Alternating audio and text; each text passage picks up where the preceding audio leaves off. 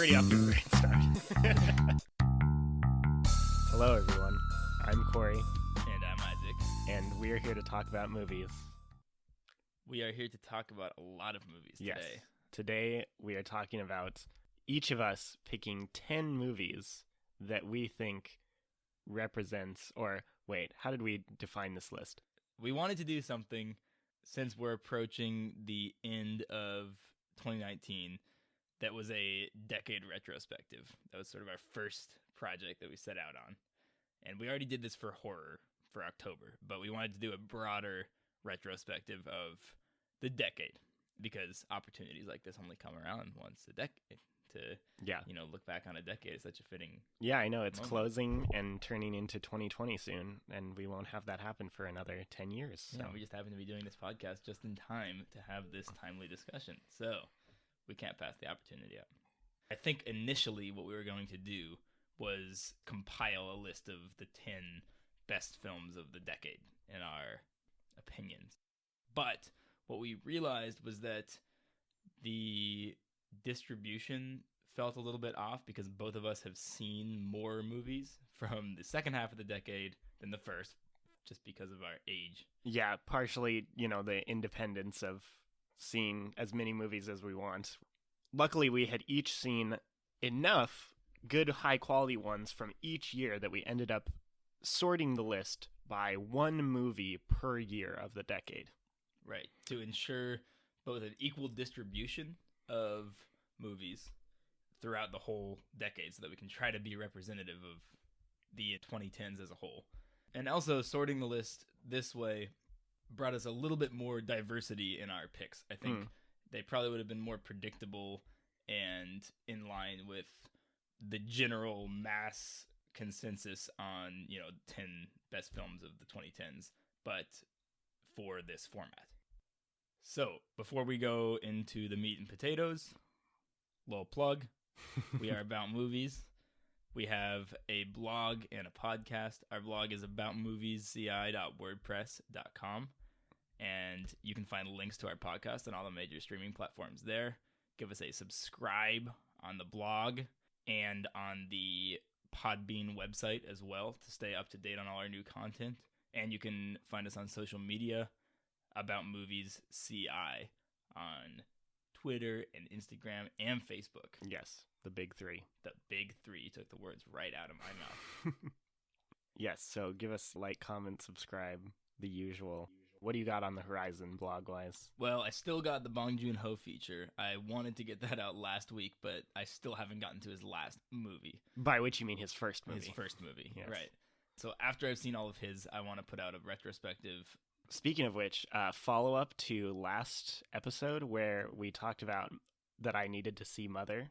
I saw it with Isaac, and it is fucking great. That was actually 2 episodes ago already. Yes. But Oh, yeah. 2 episodes. Wow. Yeah. Wait, what was the last episode? Dr. Sleep. Oh, yeah, Remember? Dr. Sleep. Yeah. Wow, yeah, 2 episodes ago we mentioned Mother, and it is really good. I liked it a lot. It is really good. Is that going to make it onto our foreign films of the decade list? No, it's not, No. because it's from 2009. Yeah.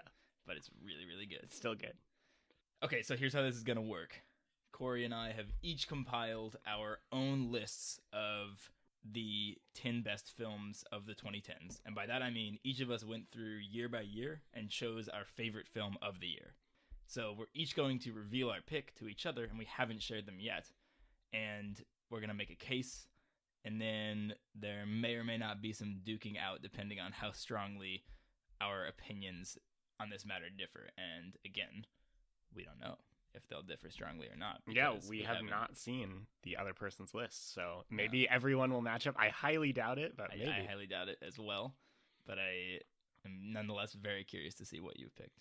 So, 2010, a lot of good movies came out. Social Network. Yeah, we were in 8th grade, I think. Yeah, what else? Not a lot of movies that I had seen at the time and mostly had to revisit, like The King's Speech, 127 Hours, some other things, I'm sure. Oh, Black Swan, also. Yeah, I didn't see that till later. Definitely didn't see that in 8th grade. Anyway, can I guess what yours is? Yes. Inception? No. Oh, damn, I thought I do. Okay. You didn't pick Inception. I didn't pick No. Inception either. So let's jump right in.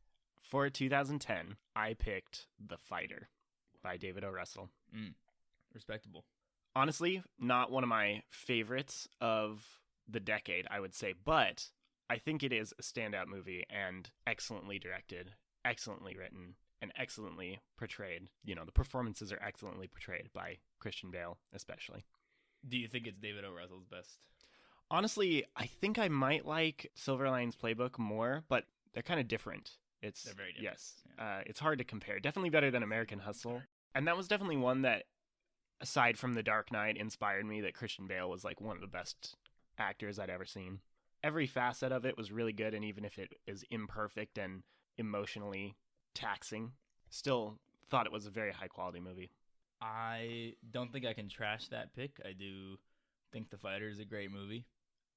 My pick for 2010 was actually the easiest from this entire list, believe it or not. Really? And that is partially for personal reasons. But my number one movie of 2010, drumroll, it is Toy Story 3. Oh, shit. That was probably one of the few that I actually, sorry to interrupt your story version of it, but that was probably one of the few of 2010 that I would say is still one of the best that I think I actually saw in 2010. Yes, yeah, that's a good point. So yes, I did see this one in 2010. I saw it in theaters, and at the point in my life when I saw it, which again was like 8th grade, it was the first movie that I was willing to give 5 stars to on Rotten Tomatoes, because I had held 5 stars as this prestigious Isaac award that I hadn't given to any movie yet. I'd only gone up to 4.5 because like no movie that I've seen is to a 5-star movie yet. I thought I knew what the fuck I was talking about. Toy Story 3 pushed me up to that 5th star. I think it is a 5-star movie. Maybe it competes with Return of the King for the best third entry in any cinematic that's fair. saga. It is a very poetic kind of film in that it closes off the Toy Story trilogy in a highly emotional and climactic way, and it does so in the year 2010, which is, you know, the close of a decade. And it also kind of marks the end of Pixar's first golden age, right? Their period over the course of the 2000s when they released all of their classics, right? Finding Nemo and WALL-E and Up and Ratatouille and Monsters, Inc. and more all came out during this period. It does have this kind of, you know, magnanimous ending of seeming like everyone's gonna like die and it's gonna end. Right, the infamous garbage pit scene. Yeah, that is still burned into my brain, even though I think I've only seen it one time in my life, all the way through. The emotions and the cultural significance, for sure. Yeah. And Pixar followed it up in 2011 with Cars 2. So that, I think, just adds to the notableness of Toy Story 3 as a marker of an era, of one of the greatest eras by any studio in the history of cinema. And I think Toy Story 3 it's like a fitting culmination of so many different things. It really is a masterpiece, in my opinion, and one of the best animated films ever made. Yeah. So it's my number one of 2010. Yeah, I think it is really good, and like especially in the context of the Toy Story trilogy and now quadrilogy, it is a very high marker that series is of an incredibly high quality. Mm-hmm. The only problem is that I didn't quite think it was as good as the first two, and maybe that's just because they were just so central to my life and my childhood that when I saw it in 2010, it felt like less of a conclusive trilogy movie and more of just another entry to me. Because the canon ones that I held in my mind were the first two. Yeah. And then the last one was just another stepping stone, just like the Toy Story 4 was another stepping stone. They had conclusive endings, but not in my childhood brain, which I feel like is what this is appealing most to. And yes, it does have like qualities that adults love, and that's why they're really famous. Yeah. At the same time, that's the like core that it's hitting. Right. I think most people from our generation hold the first two movies in a really high esteem and just sort of have a special attachment to them because we all grew up on them. Yeah, I'm willing to admit that it's biased for sure. So I think that part of why I'm willing to award this to Toy Story 3 is that it was able for me to break through that bias and stand just as tall as the first two entries. So I can understand that perspective, and it's almost the exact reason for me why I hold it in such high esteem. But I won't argue with you because nostalgia is a powerful drug. It is, but I think more than nostalgia, it's just emotional weight for you, right? It just was so impactful as a film, not for any like real personal or like deep reasons, just because it's a really good movie. And coming out of your childhood, seeing it, another really good movie connected to that whole universe.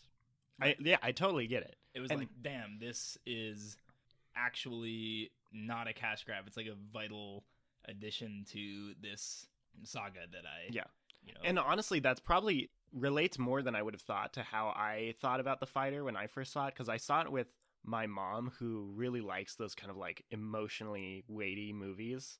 You know, she was the one that was like, we should watch The Fighter, and I was like, all right, fine. For that, it was just a real emotional weight. It was so realistic in my brain, seeing it as like a younger person. You know, the fact that it was based on a true story, the fact that it is coming out of real human situations and portraying humanity in a way that I had never seen before, that struck a chord in me that is still there. And when I look back on it, I still look back on it fondly. That is interesting that our reasoning for Toy Story 3 and The Fighter are oddly similar. I mean, just, you know, familial relationship, family, and craziness, and dealing with all of the shit that Christian Bale was going through. Those, for some reason, just hit me really hard, and I feel like it's kind of coming from the opposite direction of Toy Story 3, but it's still hitting those same, like, emotional chords that you never forget about. Humanity, dude. Humanity. Good way to start off the decade. Yeah. Definitely. What did you follow up with in 2011 as your pick? 2011, the decade's not so new and fresh anymore. But there are still a lot of great films from this year. Interestingly, this was a bit of a level playing field for me. I had a lot of films that I thought were great from 2011. That's kind of how I felt, too. And I didn't have a single one that immediately jumped out at me as being head and shoulders better than the rest. So I had to go with my gut a little bit here. For my best film of 2011, I chose Midnight in Paris. Nice. Okay. That's definitely like top tier for me as well. And I love that movie. I've seen it many times. As, you know, kind of yucky a dude as Woody Allen appears to be to us now, he is a magnificently talented filmmaker who has made some of the most brilliantly simple films to have ever come out of America. You know, he has a style all his own that is small scale, focused on human interactions, and of course his signature neuroticism.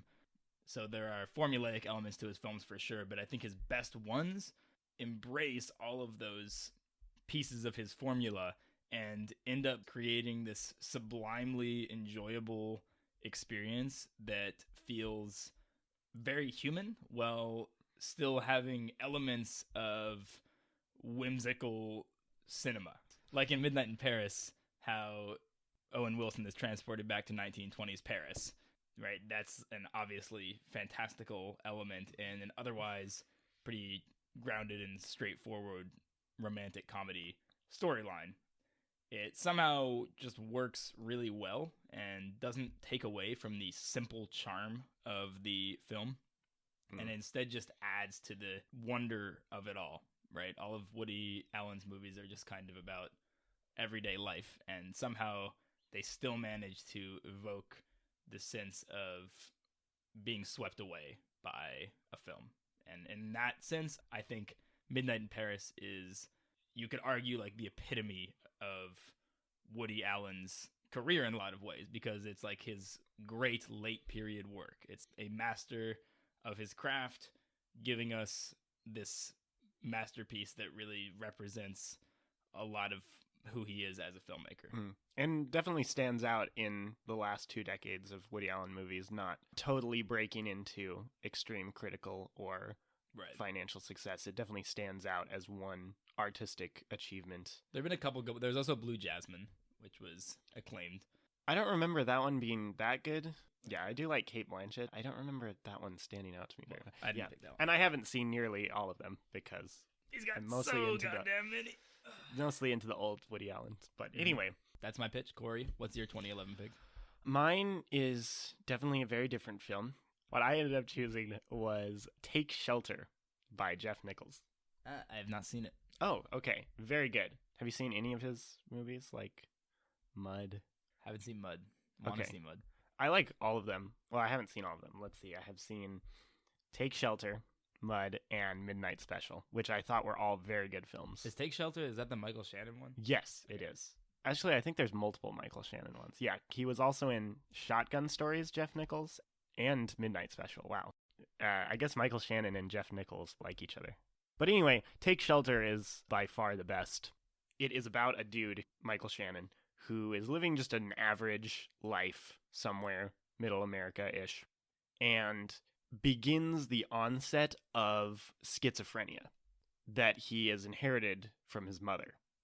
It's really hard to portray mental illness in a film. It can be so cheap and so exploitative, but Take Shelter is one of the few that I've seen that really shows, I'm going to say this word again, he really shows the humanity of the character, and Michael Shannon's portrayal and Jeff Nichols' direction absolutely captivates you the whole time, and it's just a fascinating watch. And it's not really, except for a couple parts, it's not really that fantastic. It's pretty straightforward and pretty clear what's going on. Like, you do get to see his kind of psychotic dream sequences, but they never seem like something that you're like, obviously this is something you shouldn't be worrying about. You're just schizophrenic, obviously. Like, you really get the sense into his brain that even though he knows that his mom has schizophrenia, he is really troubled by this feeling, because the whole movie is about him having the feeling that like a storm's coming. He keeps seeing dreams, he keeps seeing it, and it plagued his mind. So it's not just about like, oh, I'm having general schizophrenia. It's like this one instance of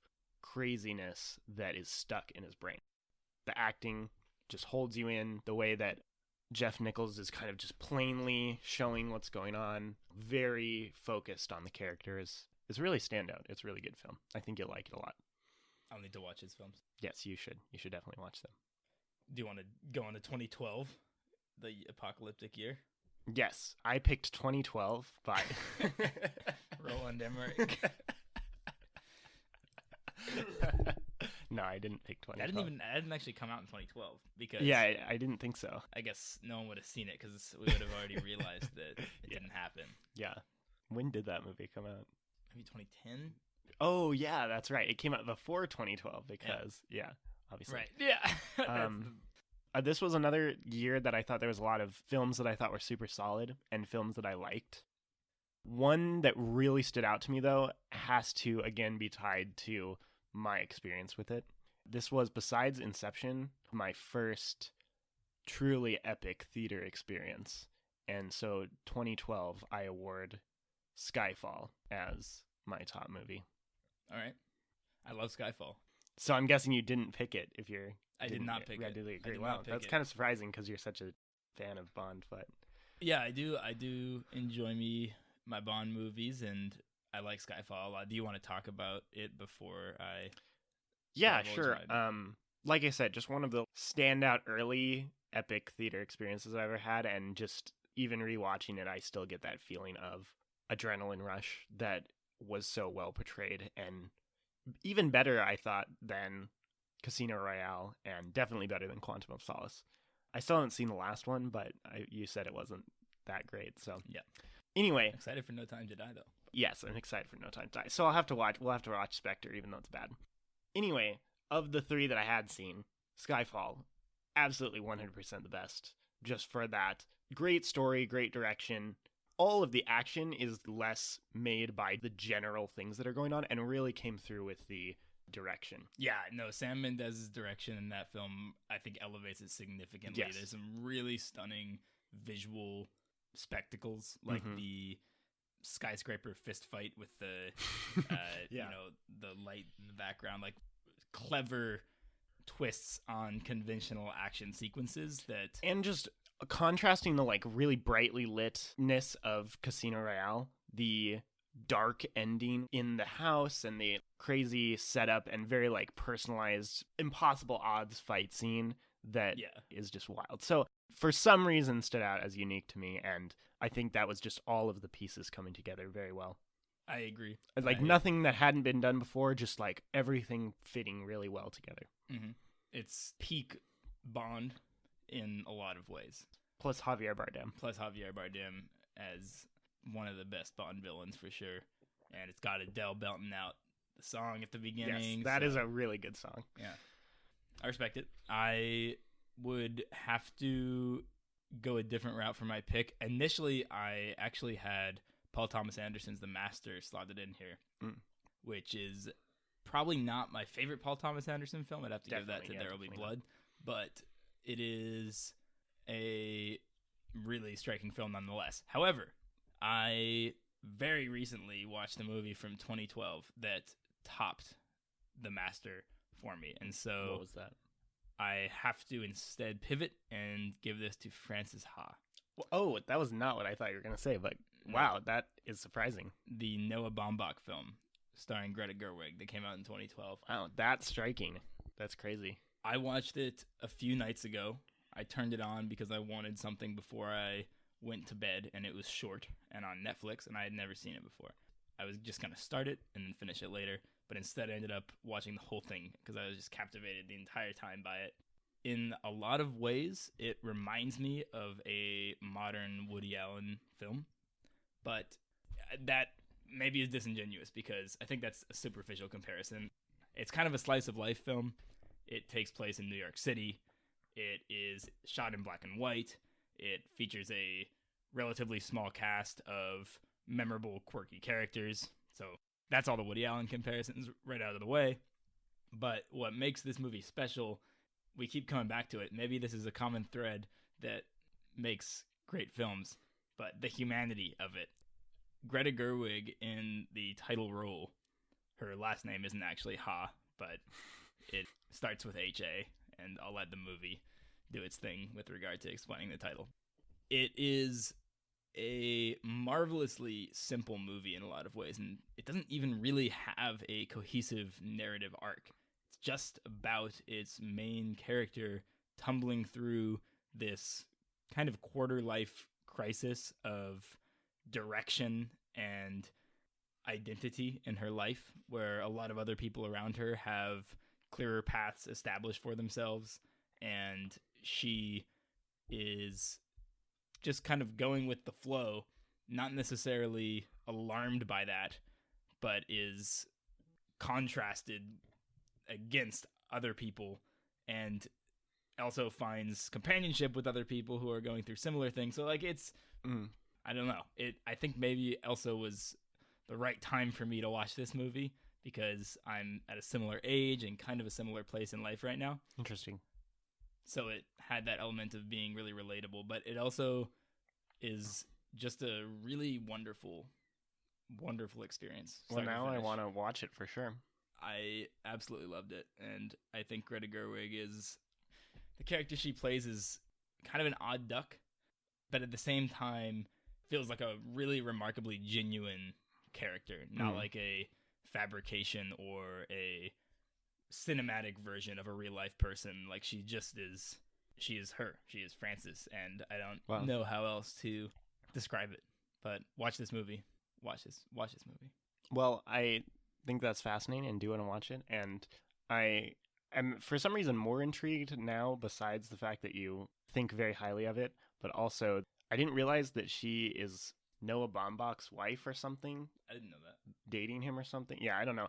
Apparently, even as early as then, they were together. So I wonder if that human portrayal, intimate portrayal, was inspired by a real life love story, so to speak. And that kind of made it, for some reason, stood out to me. You definitely get the sense that there's a united vision here, and Greta Gerwig's performance is so central to the film that I think you end up associating the film as a whole just as much with her as with Noah Baumbach's direction. But they really are tied together. You can tell that that they're both partial visionaries behind this, and they co-wrote it together as well. So. Oh, I didn't know that. Mm-hmm. Very cool. Yeah, I've only seen her in small roles, but I did really like Lady Bird. Lady Bird is great. Yes. Lady Bird. Lady Bird. Lady Bird. The story of a lady iceberg. Yeah. Anyway, yes, Lady Bird. Great movie. And I want to watch more Greta Gerwig and more Noah Baumbach because of you, so thanks. Of course. No problem. If anything, this whole process is just gonna make us each have more movies on our Yeah, I watch guess list so. than I we didn't did realize that you hadn't seen any Jeff Nichols, and I have not seen very many Noah Baumbach, so We're gonna go on a marathon of him next. Maybe we'll have some blog features on that. yes, we actually, yeah, I do want to, because a lot of them are on Netflix. All right, so 2013, we're into the unlucky number of the decade, but it is a lucky year for film, I think, because it was graced with some real masterpieces. It was hard to pick one from this year, for sure. I had a pretty easy time, actually. I chose Her by Spike Jonze, which I wanted to pick that for sure. I just love it. It's a beautiful, beautiful film. It's got Joaquin doing his thing. It's got Scarlett Johansson pretending to be a sexy OS, but really she's her own character. Yes, okay. It's humanity again. Humanity. It feels like a highly relevant tale about our relationship with technology, and also just an extremely well-written love story. It's beautifully shot. Yeah, very unique. You're never going to forget watching it if you've never seen it. Yeah, it's got all the aesthetic ingredients for sure. But it also is really grounded in human emotion and experience, and it feels very honest, not like a pretentious or overly dark, cynical story about how technology is going to ruin all of us. It's just an honest exploration of the implications of a more technologically infused society. By the end of the film, it's a very human story. Yes, very much. A weirdly warm and humane film, despite its subject, for sure. And captures Joaquin Phoenix at one of his career bests, for sure. Yes. I would counter, though, that Gravity is better than Her. Not by much. They're definitely of a similar tier, but obviously vastly different films. And I think maybe I just like films that very much captivated me, like that I could not take my eyes off the screen. Not that Her wasn't captivating, but Gravity is just a nail-biter, edge of your seat, constantly moving film. It's not even that long. It's like 90 minutes and is just visceral and psychologically thrilling. Have you never forget? So I always considered Gravity to be a total big screen movie that I didn't see it in the theaters, unfortunately. You didn't see it in the theaters? No, I did not. That is actually interesting and maybe counters my argument, because what I was going to say is I always thought that it might just not have quite the same impact on a small screen, which is possibly an unfair assessment because, most films were originally intended to be seen on a big screen. I can't remember where I saw it the first time, just on a normal screen probably, but then it still was thrilling. Yeah, and I watched it this year too, a couple weeks ago on Amazon Prime with Vincent, so it was still very captivating, I thought. The struggle that she gets through, like the whole time I was thinking that it was not going to end well because the odds were against her. And I mean, at the same time, in the back of your mind that it's going to work out because it would be horrible if it didn't. It would just be so depressing. So it's still so redeeming at the end, not even because of what you're seeing on screen, just because of the like psychological implications also of what's going on and the feeling like you're with the character the whole time. We hardly even get to see Sandra Bullock other than in little glimpses at a time, and then like maybe one or two scenes where she's fully visible outside of a spacesuit, and you're still like inside of her character the whole time. Tie that into, all of her reasons for being there, the psychological implications of like, making yourself alone in space and trying to escape the things in your past that she conquers in order to come back. Yeah, all of those things. And I was just reminded of that recently, so that's why I'm just like spouting. Sometimes being utterly captivating is the highest compliment. And it was hard to choose between that and Her. But yeah, I don't think we're going to convince each other that one is better than the other. It would probably be pointless to try. But yeah. They are very different films, so we can probably be content with the cop-out. Agree to disagree. Different strokes for different folks. I really like Her, though. Yeah. I really like Gravity. But I think Her's better. I don't know.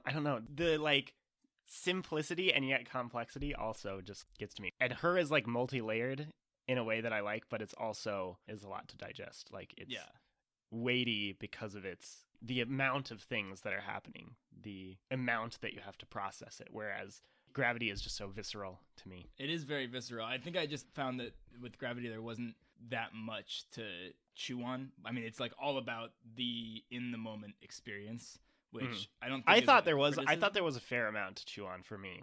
I only say this because I was reminded of it and just watched it recently. So was What do you chew on? Because I haven't seen it in a while, admittedly. the other things that she's dealing with in addition to the visuals of being, stranded in space, the feeling like she is ready to give up because the odds are so insurmountable of her survival, and having to overcome her past as well to get through that. I thought it was simple. We didn't even have to see anything. We didn't have to see like flashbacks or a long backstory or anything, but still came across from the simple, realistic dialogue and inner workings, inner thoughts of her head. You didn't even need inner thought, narration. Her talking to herself, talking to George Clooney was enough to convey that character. It is a lot about the visuals, and that's what you're going to remember, but for me, was plenty to dig into as well. Right. Well, it is a survival story, so if there's a case to be made for its status as the best film of 2013, I think it probably rests upon how compelling it is and psychologically revealing it is as a survival story. So I'll rewatch it. We should probably move on though. So 2014 was a very easy choice for me. We might have the same pick here. You want to say it at the same time? 3, 2, 1. Boyhood. Whiplash. Oh, wow. You like Whiplash more than Boyhood? Definitely. Wow. Yeah, easy pick for me too. I do love Whiplash. Actually, it's the opposite. Everything that I argued before about captivating being the most interesting to me, because Whiplash is amazingly captivating and just holds you to the screen the whole time with the performances and direction. But Boyhood is just such a vision and such a unique experience that I cannot discount it as the best of the year. Boyhood is about humanity. We have the title for this podcast. Yeah, humanity. It's all about humanity. I think anyone who's listened to this has probably seen it or at least heard about it, so you know what it's about. And it follows years of the character's life stretched out over a very long movie with nothing particularly noteworthy going on, and yet each moment of growing up, each event is something that everyone has dealt with. Some have more struggle with parent separation and with growing up and dealing with everything that they had to deal with. Nothing is out of the ordinary in the film, and so to me that struck a chord again as a unique experience and something so simple and yet so compelling. Yeah. Also, did not really know where it was going other than, like, obviously he's just growing up into a normal life.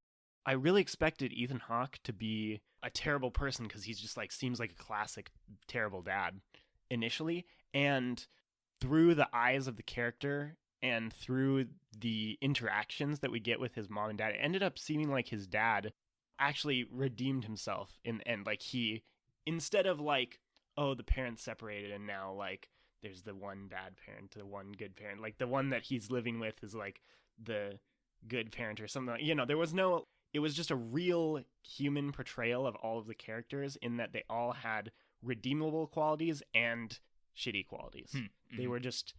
Very human. Yeah, very human, exactly.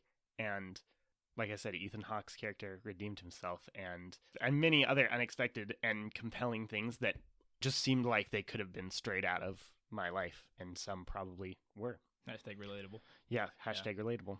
I thought Boyhood was a really stunning project. I mean, the famous fact that it was, filmed over the course of 10 years is hard to ignore while you're watching the film because it's obvious that it was filmed over the course of 10 you years, can clearly see it through the character's age, the main character's aging. Yeah, exactly, right. I was moved at points for sure, though I thought it was a little bit bloated and I was a little bit bored at times, to be honest, with Boyhood. Like that's why I said it's not nearly as captivating as a lot of the other films that we've picked, but that didn't take away from it being compelling to me because a lot of real life is boredom, right? It's like it's sitting around and not doing that much and having menial interactions with other people. Right. So maybe there is a case to be made that is like a valuable experience to have watching a film that mirrors that aspect of reality. At the same time, though, plainly like was not as enjoyable of a movie watching experience for me as Whiplash was. I still remember when we saw Whiplash. Yeah, Whiplash is, in my opinion, Damien Chazelle's still his masterpiece. Like something he has not come close to surpassing with either La La Land or First Man. And I don't know if he will surpass it because it's just such a sharply cut film. It is phenomenally acted, of course, with a memorable turn by J.K. Simmons that'll probably go down as a career best performance, and a fusion of music and film that has become one of Damien Chazelle's trademark qualities. Yeah. And here in Whiplash, it feels so effortless. The jazz drumming sequences are so well filmed that you just sink into it. It's like you don't notice that really all you're watching is someone drumming, because there's so much drama that Chazelle somehow mines from those sequences, right? The most memorable and probably most notable of which being the huge bombastic finale, which is still, I think, one of the most intense and compelling climaxes I've ever seen on film. Agreed. Which is remarkable considering it is a solo drum performance. But oh my god, if you want to get your heart rate up without doing cardio, just watch the finale of Whiplash. It leaves you sweating when it cuts to black. So I think that some of my love for this film just comes from that visceral quality of it. And it's also a frightening portrait of psychological manipulation and control, and the extent to which authority figures can exert this iron-fisted control over the people that look up to them. It's the kind of movie that I think we would have done a podcast on had we been doing this podcast, because we just had so much to talk about. And so did everyone when they saw it. You just had so much to talk about and so much to chew on when you saw the movie. Yeah.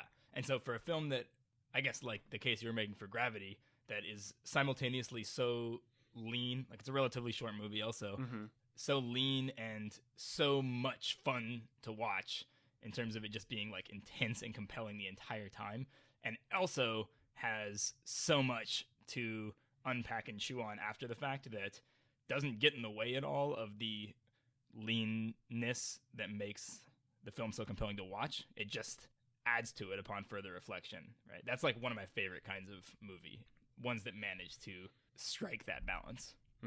And Whiplash is an epitome of that for me, which is why I chose it as my favorite film of 2014. Okay, so moving on, what did you feel like you wanted to choose for 2015? All right, 2015, Mad Max Fury Road. Hell yeah. Yeah. Dope fucking movie. It's really dope. That's one that unusually high number of people have been calling it one of the best movies of the decade. And it's not unusual because it's one of the best movies of the decade. Yeah, I think it just so clearly stands out as an action movie that is so much better than most action movies. It's true, they just don't make them like this, usually. This is visually astounding. It is filmed with utter commitment by George Miller.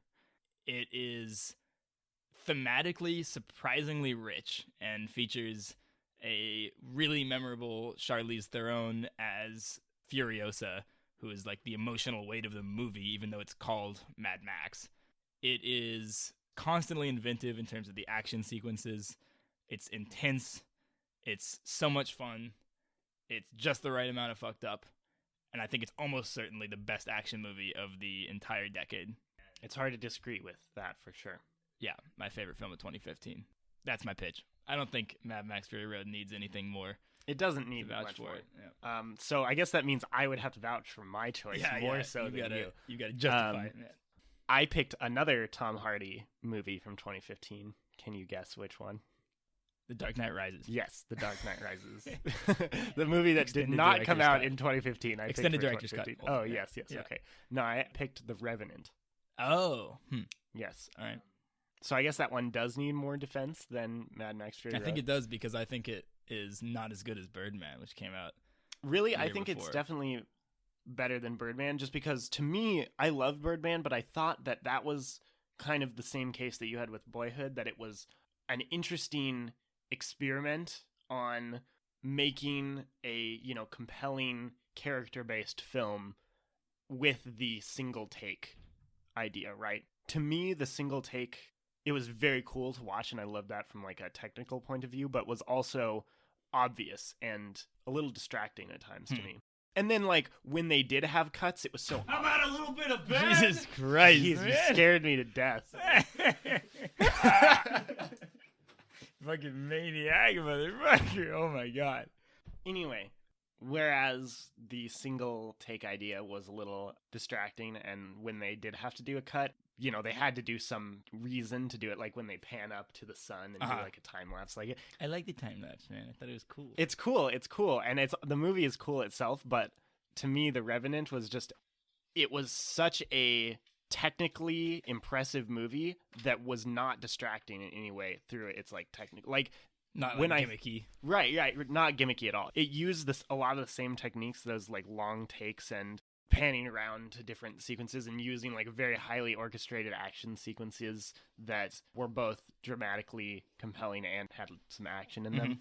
But what I remember most is just the way that the performances came together, and more so than in Birdman, especially, revolving around Leonardo DiCaprio's character, which was definitely a standout role, and, he won that Oscar, right? Although I feel like if there's anything gimmicky about that movie, it's Leo's performance, just given how intensely physical it was. Like, it's like he's crawling from death's maw to get the Oscar. Not to take anything away from, like, it is a really impressively committed performance. To me, honestly, it wasn't even the performance itself. It was just the way that the performance was captured by Alejandro Iñárritu. Yeah, cool movie. You don't see that frontiersman setting used very often, and it's a very memorably gritty tale of revenge that is shot in a very cool way. Yeah, it's a impressive balance to me also of uniqueness and reverent homages to other settings and films. And yeah, I think if I had to make a case against it, it would just be that it's just a little bit bloated to me. Like, it feels like there was maybe a total masterpiece somewhere in that film, but the finished product could have used more refinement. Like, I remember thinking that the momentum wasn't kept up consistently throughout the entire film, and for such a visceral revenge story, I wanted it to just be like I felt so forward. I didn't feel the same way, because I thought the action sequences were more well embedded into the film. None of them seemed like thrown in. They seemed all very necessary to the plot. Where I would contrast that with Mad Max, every action scene was so great and intense and like high value and amazingly put together that when those weren't happening, I felt the momentum going away. Like, about 2/3 of the way through, when all of the action stops and they seem to kind of reach their goal and it then have to go back, right? That time when no action is happening just sucked all of it out of the film for me. And it didn't make it any worse. I wasn't bored and watched all the way through to the end, and still do every time I rewatch it. But in terms of the pacing, the so high velocity action versus those kind of like sucked away moments that are just Tom Hardy kind of grumbling and the other characters interacting in meaningful ways, it still was such a like jarring contrast. Whereas the way that I viewed The Revenant, the action was more embedded and flowing into the story and captivated you from like a individual setting, like you were in the story as well and experiencing it with them. I think that Mad Max Fury Road was like impeccably paced, and that the like, ebbs and flows to the action sequences are much needed breaths of relaxation in the midst of just complete and utter apocalyptic chaos. Ben, do you want to chime in though on this issue? What movie are you guys talking We're talking about Mad Max Fury Road and The Revenant. We're doing like the best movies of the decade. This is 2015 right now. Okay. Which one's better? On the spot, this is the definitive answer. We will stop arguing after this. I remember thinking that The Revenant was just really awesome when I watched it, and right now I can't remember Mad Max as much. So maybe Usually the opposite of what most people think. Yeah. Maybe that's telling to God my damn opinion. it, case closed. But I have to don't take know. a piss. I would have to watch it again, probably. I also think we should That's the pause end of all it these if you arguments want. is I have to watch it again. Okay, off topic. 2016. We are now firmly in the second half of the decade. Corey? My pick, it's funny because you said that Whiplash was the best Damien Chazelle movie, and then I ended up picking La La Land Really? for 2016. Yes, I've got some pushback on this and was surprised how few people at Whitman, the school where I went to, I was surprised how few people liked it. For me, just when I saw it, I just lost it emotionally. I was bawling in the theater, and it's probably the first time that I did that. Although I did that for Arrival also, which came out in 2016, right? So Yeah, it did. That's weird. yes, but I ended up picking La La Land because I think it is a uniquely crafted story in that it is a musical and yet also just a story about two humans. I do really like La La Land. It simultaneously feels like a throwback to a classical Hollywood film, not just like a nostalgia trip, but actually like a valuable contribution to the 2010s in film, basically. Yeah. So I respect it as a pick, and it's a very fun watch too. Like, it's kind of bubbly and sing-songy in some ways, but also does not neglect the less fun human emotions along the way, which is, I think, a lot of its appeal. It's like a classical musical, but then also it's pretty grounded. Yeah, exactly. It feels that kind of Hollywoodish movie magic, and yet is firmly planted in reality with its non-fairy tale ending, right? Where the two mains don't end up together and, you know, drift in and out of fondness for each other, but always realize that there's love there. And also just the feeling of achieving your dream, I guess, which they both ended up getting despite not being together. Yeah, I mean, for you've some already made a reason good have case. emotional attachment to that one. Yeah, that's fair. I have an emotional attachment to my pick, Arrival. Hey, yeah, I really wanted to pick Arrival, but yeah, like I said, both made me very emotionally attached to the film, but for some reason, La La Land still stands out. Mm-hmm. Even though I generally like sci-fi more than musical. Sometimes a movie just strikes you. Yeah, exactly. I was in the theater for Arrival, and that movie ended, and I just remember leaning over to, I think it was Wells who was in the seat next to me, but like I'd seen it with some friends and was like, that was the most striking theater experience I've had in a long time. Partially that's owed to the aesthetics of the film, which are astounding. It's visually absorbing. The simple but very foreboding and sometimes movingly beautiful soundtrack is booming during a lot of the most emotional moments in the film. Amy Adams gives a captivating performance. Denis Villeneuve, as his name is pronounced. Really? Yeah. Wow. He is indulgent as a director in some ways. Like, I think overall is perhaps a more of an aesthetic craftsman than a true visionary capable of making great film after great film. Like, I don't think all of his films are up to this caliber, but Definitely in not. my opinion, Arrival strikes that perfect balance of pulpy cinema.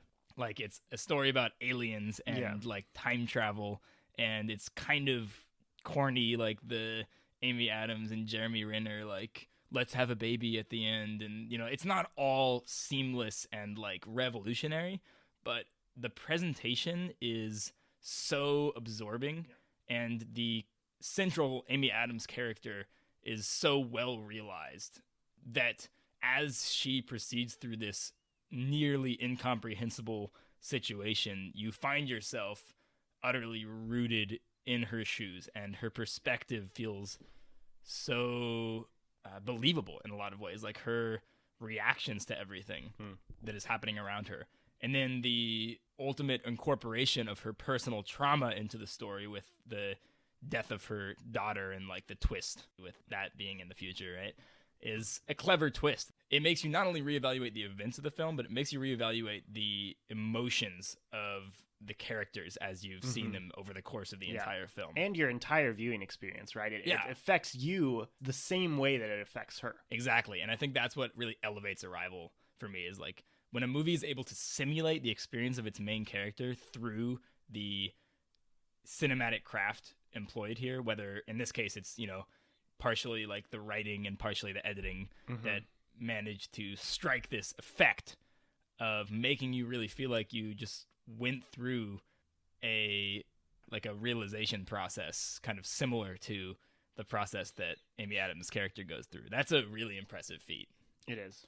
That's, for me, the most singularly remarkable element of the film. And it's surrounded by a really cool, imaginative story about aliens and communication and global catastrophe to keep you engaged along the way. It's set with that in mind, but isn't really about that, right? It's about language and human understanding of the world and our understanding of ourselves. Yeah. And that's why I like La La Land too, because it is about LA, but it's also just about two people, two humans, two characters. Humanity, man. Yeah.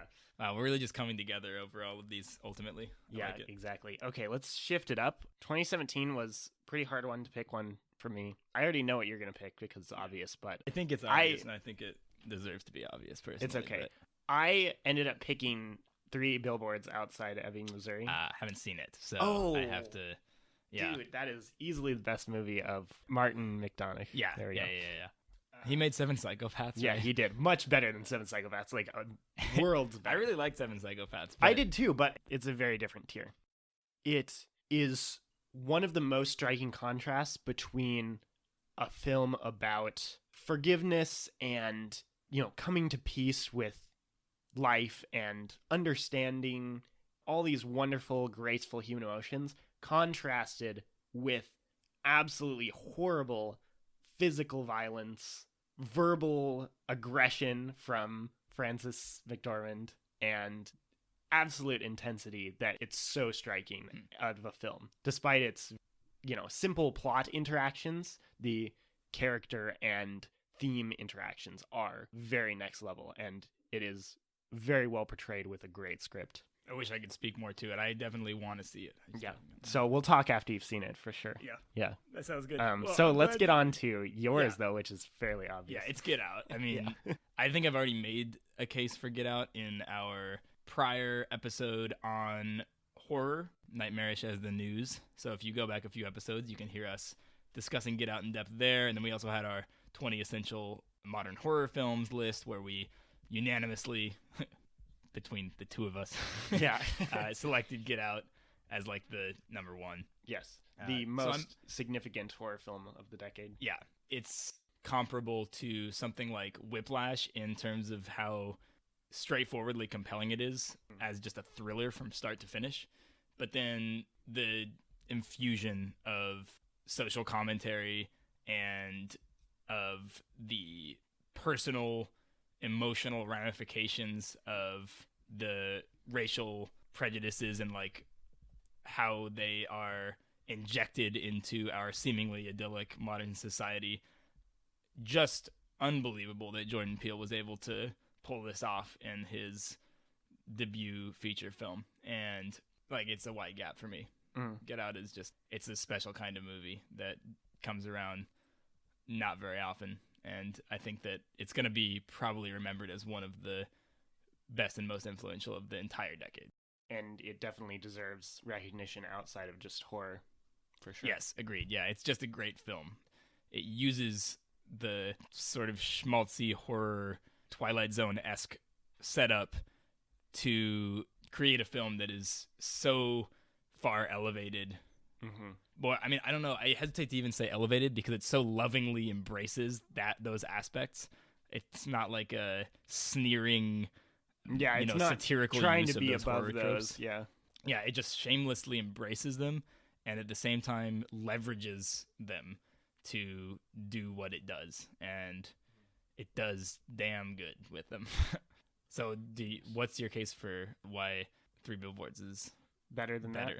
I'd say it, in many ways, is actually similar, given that it's about an extremely difficult to discuss subject, and that art is usually better at reflecting and discussing those subjects than somebody lecturing you, preaching to you about it. Both Get Out and Three Billboards reveal something very meaningful about their subjects, and to me, Three Billboards Outside Ebbing, Missouri captures that contrast of humanity and inhumanity, I guess you could say. Whereas Get Out gets just a little too fantastic. Not that it's not enjoyable or compelling to watch, but the rooting of Three Billboards in a realistic story is more telling to me.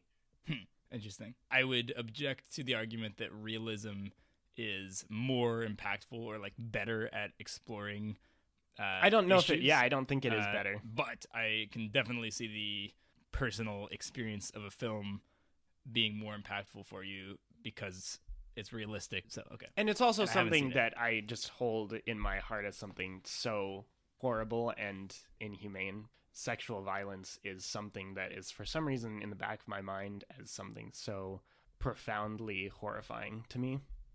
And I don't know where I'm going with this. I don't have concrete reasoning, I don't think. It's hard to about things. But, I mean, it's not like you've experienced racism impacting you directly, so I don't think that you can be asked to have a film like Get Out impact you personally, but Yeah, it's hard to extrapolate that when I have no understanding of it, really. I think for me, though, a movie like Get Out, part of its glory is that it doesn't expect you to necessarily understand. Like, I'm sure that if you have a personal stake, if you have experienced racism and prejudice on a daily basis, that it would be a different viewing experience for you. But I don't think the film necessarily expects you to have that experience in order to learn something. Yeah, from and it. Right. definitely there's a lot to learn from it. Yeah, it's like it still is revealing and impactful, not just in terms of the personal ramifications of it, but the deeply rooted systemic ones, and also the behavior of, the white people, the oppressors. Like, it has a lot to say about that as well. I can't object to, you having more personal stake in one or the other, though. But I will quote you on. Yeah, and I don't even know if racism it's is a problem. Yeah, I don't even know if it's more personal stake. It's just more viscerally attached to my subconscious. Right. It's something that I can't even describe. Though I will say, yes, Get Out does hit that subconscious as well. So, don't have a concrete reason, but it does connect well next to, I guess, the next movie that I picked in 2018, which was Hereditary. Ooh. Yes, similar, I guess, to Get Out, other than that it does not have as original a subject. It is an effective balance of discussion on mental illness and family drama that is put together so incredibly with horror concepts that is taken from past movies and putting them all together in a way that is greater than the sum of its parts. Yeah, I definitely think Ari Aster elevated that film just through his sheer demented vision. Yeah. It doesn't come across as just a haunted house story or a possession story. It comes across as like a horror story that really is horrifying. And you get that sense from the story as well as the direction that you don't really know what's going on the whole time, even though you know from horror cliches what could be coming. It's not fully clear what cliche it's exactly playing into, whether it's playing into that psychological aspect, whether it's playing into like a ghost aspect, whether it's playing into a cultish aspect or like a satanic aspect. It uses all of those ideas in a enigmatic and captivating way that is so well executed with every frame, right? That Aster vision is demonstrated in every scene. Mm-hmm. And never feels taken out of another horror movie. There's no copy and paste, so to speak. I agree. For me, Hereditary was a film, though, that peaked pretty early. I thought that the horrific decapitation sequence was like the most singularly horrifying. It is, I've yeah, ever it's seen it's in the a most movie. horrifying scene in the movie, but I think it gave the film momentum also to get to the end. Yeah, oh yeah, it was definitely a unique and bold placement of a scene like that. I respect the choice. The rest of the film definitely maintained my attention. For me, it didn't ever achieve the same gruesome heights of the horror film. I'm glad it didn't try to top that, to be honest. Yeah, I don't know if it should have tried to top it. It leveraged that moment to definitely fuel the momentum of the rest of the film, and there were a lot of memorable sequences past it, but there wasn't anything horrific or otherwise that left as much of a lasting impact for me than that sequence. It felt like Hereditary was a smartly constructed, very scary modern horror film with some very darkly funny undertones and a lot of visual creativity. And like you said, it's sort of greater than the sum of its parts because in a lot of ways it is, you know, a pastiche of horror cliches. It is a great horror film, but it just didn't quite break through to being just like a great film. If that I can makes see sense. that. And I was expecting it to play more to the horrorness of it, especially after that scene, that very gruesome scene. But I am honestly not even into gruesomeness in horror very much. Like, I'm not into the kind of like torture horror and things like that as much. So for me, seeing how those events played out and infected the characters' minds for the rest of the movie gave it that importance that didn't feel like it was just drifting away from that scene and instead was a sudden spike that ended up widening very slowly.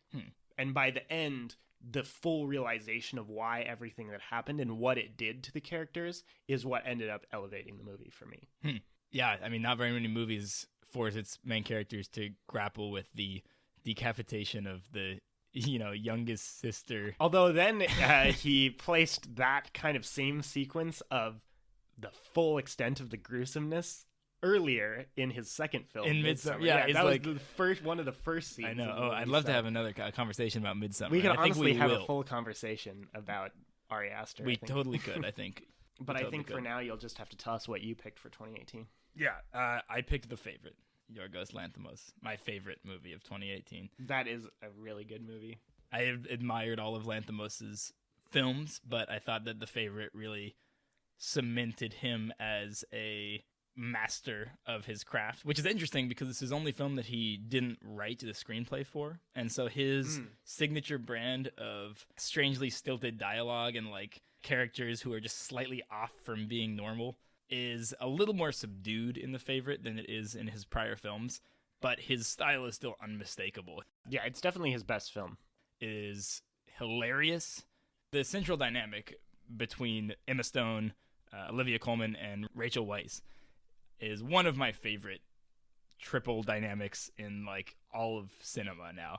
You know, on one hand, it's incredibly entertaining, and on the other, it's really compelling as a tri-pronged character study where none of those three characters really transcends the other two in terms of importance. Like, it's all hinged on Olivia Colman's character, but I don't think that it's representative of the film to call any one of them the lead and the other two supporting. It's movies about all three of them. Yeah, that's fair. And it juggles all of their arcs and all of their entertainingly different and yet uniquely savage mindsets with incredible grace.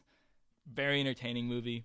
It's definitely one that sticks with you after the fact and forces you to think about it long after it's faded to black on an image of rabbits scuttling on the ground superimposed over an image of Emma Stone and Olivia Colman. Like, it is just a strange movie that probably only Yorgos could have pulled off. Definitely.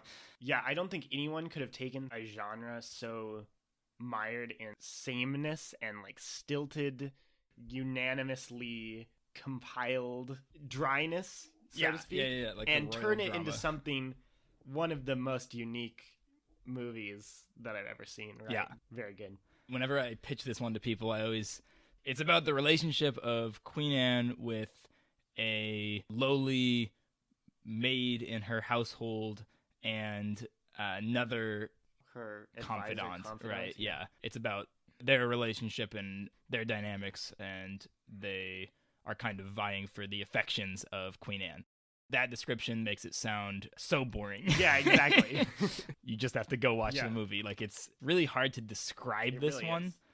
with words. And it's because of those that we've seen those ideas before in the same way in those kind of Pride and Prejudice-esque, Right. you know, settings, the Victorian settings that have just become a dry and uninteresting genre. Mm-hmm. Yeah, not that the like well-known ones are bad, so to speak. They're just very similar to each other, whereas this one is a world of its own. It is. Despite the setting. Yeah. It's a one-of-a-kind animal of a movie, and it's my favorite of 2018. Whew. That was good stuff. Yeah, so here's the deal. We are not going to divulge our picks for 2019 in this episode because mystery. The year is simply not over yet. It is too early to say. And once we're a little bit closer to the end of the year, we will be releasing a feature, probably a podcast episode, that is a retrospective on all of 2019. And that'll serve as both our year-end review and also as a cap-off to this feature. It'll obviously be about the last year of the decade. So we're not quite done yet. Yes. But we're going to call it done for now. Yes. And also look out soon on the blog for a similar post of one movie per year of the 2010s, this time focused on movies outside of the US that we realized we did not have a full grasp of. Every world cinema movie that had to come out enough to even make a dent in what we should have. But we wanted to give recognition to a select few movies, one per year, that we didn't have time to talk about in this episode, so we want to talk about on the blog. So look out for that soon, too. Indeed.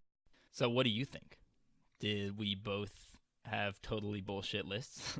You have the answer? I don't think either Listener? of us have the answer. I think we both picked some movies that seemed obvious to us and some that we thought were reaching. And that ended up creating two entirely different and unique lists. So there might be some definitiveness in lists that you find, best of the decade lists that are coming out in droves on the internet.